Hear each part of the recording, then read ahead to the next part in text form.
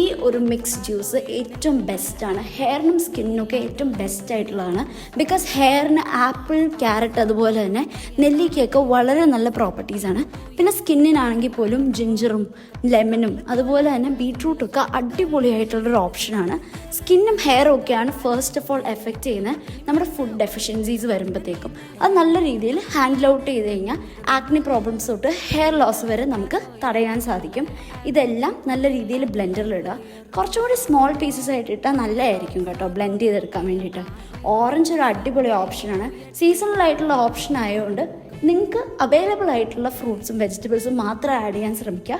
ആവശ്യത്തിന് വെള്ളവും ഒഴിച്ച് നല്ല രീതിയിൽ ബ്ലെൻഡ് ചെയ്തെടുക്കുക. ഇതേ നല്ല ബ്രൈറ്റ് റെഡ് ആയിട്ടുള്ള കളറല്ലേ, നല്ല രീതിയിൽ ഫിൽറ്റർ ചെയ്യാതെ തന്നെ യൂസ് ചെയ്യാൻ ശ്രമിക്കുക. സോ ദാറ്റ് ഫൈബർ റിച്ച് ആയിട്ടുള്ളൊരു ഡ്രിങ്ക് ആണിത്.